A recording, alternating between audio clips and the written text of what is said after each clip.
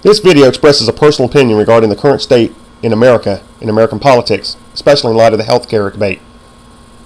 Starting off in the 2008 presidential election results to make a point. You can see here that President Obama won 53% of the popular vote. Only 53%. Whereas Senator McCain won 46% of the popular vote, which would indicate 1% went to the independents. What this illustrates is that America is not united. We're still divided nearly 50-50. And it's a ridiculous expectation from the Democratic Party that all the Republicans who voted for McCain or all the independents would suddenly throw away their core values and support for a Republican platform and simply support a Democratic platform that goes against their core values. This is not reasonable. This is not what the Democratic Party did when the Republicans controlled the White House and Congress. It's not what the Republicans will do while the Democratic Party is in control of the White House and Congress. Furthermore, it is not appropriate for the Democratic Party to label all dissenters, objectors to the Democratic platform and recommendations and proposals as racist or rebels, simply for exercising their free right to object and insist upon a public debate. Again, I point out 53% to 46 or 57%. There is not unity. Of course, there is a divisive environment, and the Democratic Party cannot expect to receive 100% total support for policies and a platform that violate the core values of 47% of the population.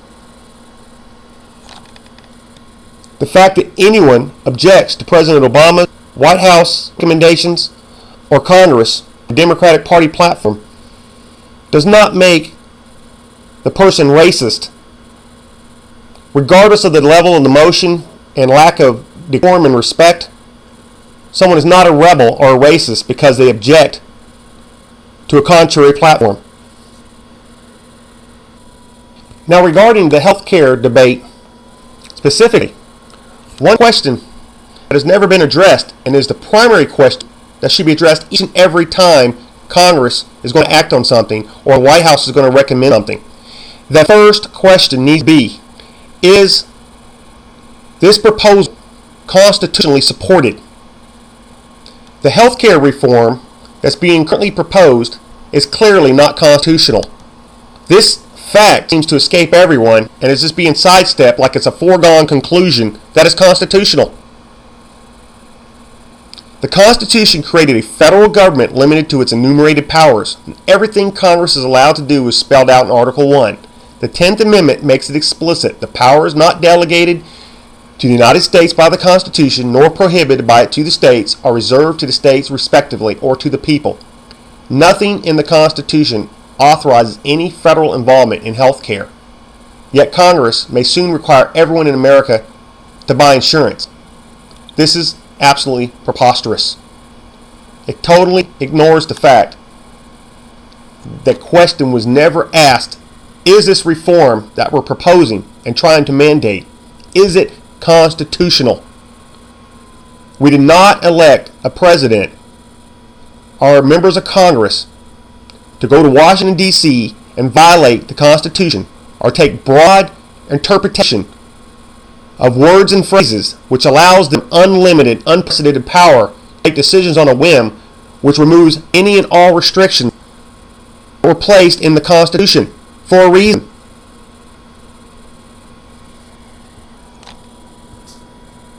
Specifically in the Constitution, there's a Commerce Clause, which is now interpreted very broadly. An example given is in the United States versus Lopez. The court struck down a firearms law that exceeded Congress's commerce power. It ruled 10 years later in Gonzalez versus Rake that federal drug policy overrode California's medical marijuana laws despite the 10th Amendment. Justice Clarence Thomas dissented, stating, if the federal government can regulate growing a half dozen cannabis plants for personal consumption, not because it's interstate commerce, but because it's inextricably bound up interstate commerce, then Congress Article 1 powers have no meaningful limits.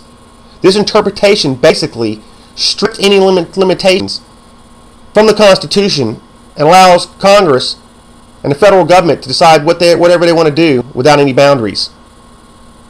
Justice Clarence Thomas clearly indicates this in his statement of dissent. Then there's also a privacy issue. An example is given with Griswold versus Connecticut and Roe versus Wade and Planned Parenthood versus Casey. The court found reproductive freedom to be guaranteed as an implicit right to privacy. In Casey, the court reasoned that abortion entailed the most intimate and personal choices a person may make in a lifetime. Choice is central to the personal dignity and autonomy, and that such choices are central to the liberty protected by the 14th Amendment. Why wouldn't this apply to the right to decide whether to buy health insurance now? Other constitutional concerns emerge. Mass collection of medical data likely to occur under proposed reforms threatens the Fourth Amendment's right of the people to be secure in their person, houses, papers, effects, making it a crime not to buy insurance and forcing people to show that they have not bought it, arguably clashes with the Fifth Amendment's protecting against self-incrimination. The Ninth Amendment reserves to individuals all rights not expressly denied by the Constitution.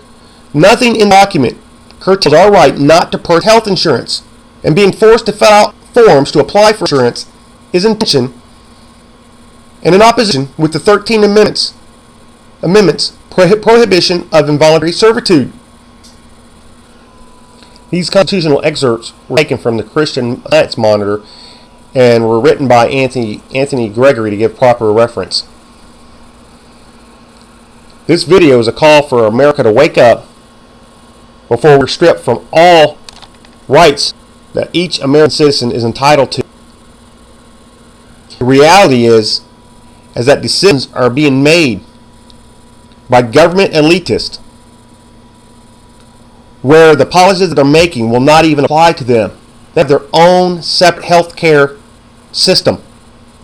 So the healthcare reform that they're proposing and going to mandate on the American people, which is going to be good enough for the American people, is not good enough for the elitists who are making up the law.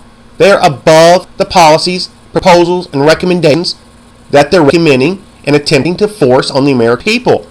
How is this not obviously wrong? You do not have the senators and congressmen and the president recommending policies and recommendations and proposals and stripping the entire health care system, including what they currently enjoy as representatives in government. You have this elitist group overreaching and going beyond what the Constitution allows in order to force and mandate healthcare reform in violation, or direct violation, of the constitutional limits on the general populace of America. How is this not obviously recognized as something wrong? Something at the root basis, the healthcare reform that's being proposed. It doesn't add up. The Constitution's being violated very clearly.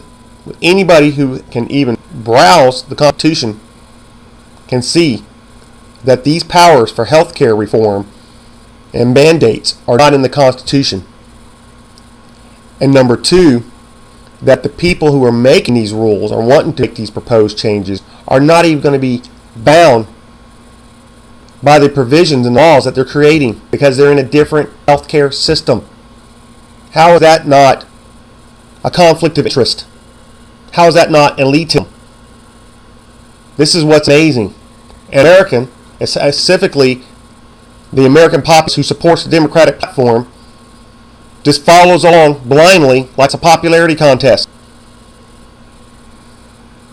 in the absence of all logic and reason. I have a big problem with someone mandating something to me that's not going to apply to them as an American. They've created a separate class structure.